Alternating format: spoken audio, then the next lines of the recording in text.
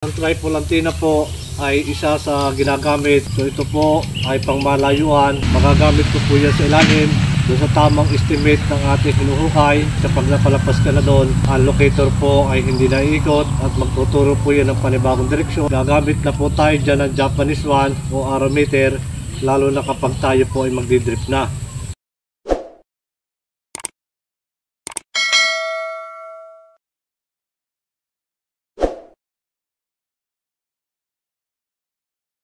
Isang mapagpalang araw po at magandang buhay sa atin pong mga kababayan, sa atin pong mga ka-TH. Ito po yung long range locator, tripolantina. Ang pinusuan po ng ating isang ka-TH mula po sa Bukidnon. Ito po ay bala-bala. Kung ano po yung ating ibabala, yun po ang ilulukit ng ating tripolantina. So mga kababayan, mga ka-TH, meron po akong pambala dito. Ito po yung ring na 14 carats. At meron naman po ako ditong ilolocate.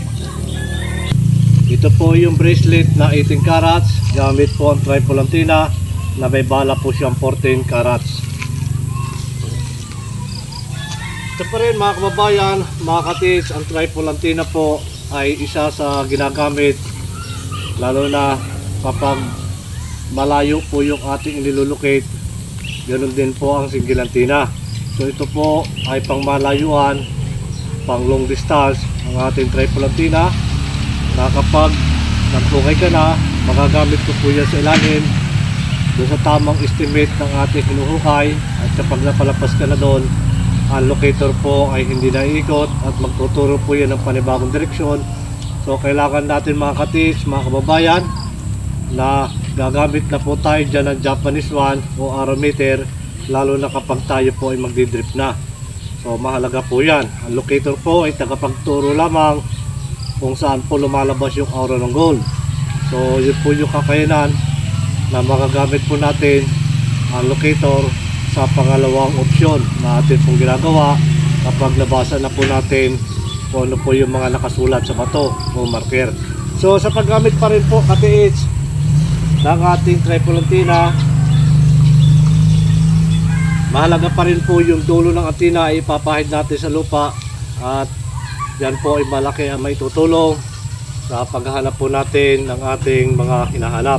So sa pagtaas pa rin po yan, dapat pantay po yan, hindi po tagilid at tama lang po yung distansya niya dito at tungo ng konti. So kapag itinas po natin yan, balansin agad yan at pag hinila po ng aura ng gold, kailangan tutos-tusan po natin. Huwag po natin kukontrahin dahil ang nagpapagalaw po dito ay yung pong ground, yung magnetic field, at ito po ay hindi pinapatakbo ng mga battery operated. So manual po yan at bala-bala. Ito pa rin mga ka-TH, mga kababayan, sa pagtaas pa rin po natin. Ayan, ganyan po yung ating tripolantina. Ayan, doon pa rin po siya tuturo. Ito pa rin. Ito pa rin. Ito pa rin dyan.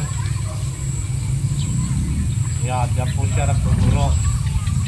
Yan po yung pagkakaiba na kapag ginamit po natin ang tripolantina. Yan, ito pa rin po yan.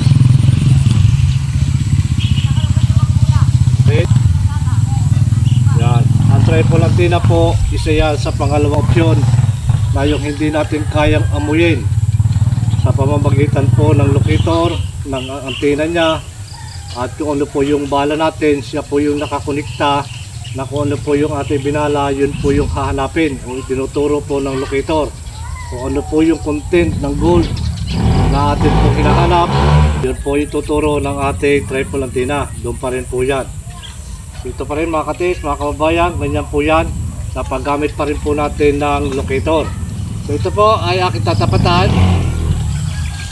Gamit po ang tripolantina na may bala po tayong 14 carats na gold.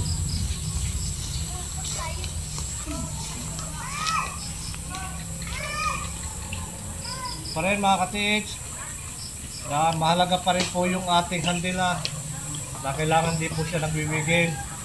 At sa pagkuha po natin ng ground, kailangan po yung ating kaisipan. Yan. Ito pa rin. Yan. Ito pa rin mga katiks. Ito po yung ikot ng ating triple antenna. Ayan. Pag umikot po yan, ibig sabihin po niyan, natatapatan po natin yung aura ng gold. Nasa tama tinatapatan po tayo ng ating pong target. Ayan. Tingnan po yan. Ito po yung long range locator. Triple antenna. Pinusuan po ng ating isang katiks mula po sa Bukidnon. Yan. Ito po yung long range locator. Triple antenna. Ganyan po yung kanyang pag-ikot. Yan. Ito pa rin.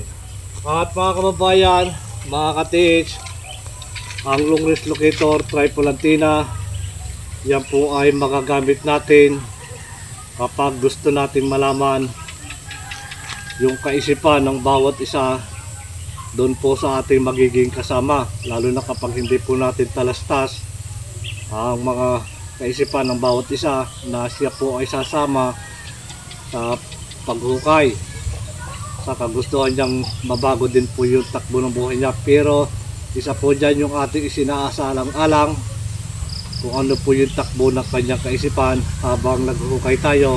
Maganda sa una, at pag lumalim na at may mga kakaiba na nakukuha tayo, lalo na kapag kain ay gulbar na, so nagbabago na po yung kaisipan. So bago po yan natin isama, o nandiyan na po yan, actual na, at nahiya na po tayong itabo yan dahil nandiyan na po yan.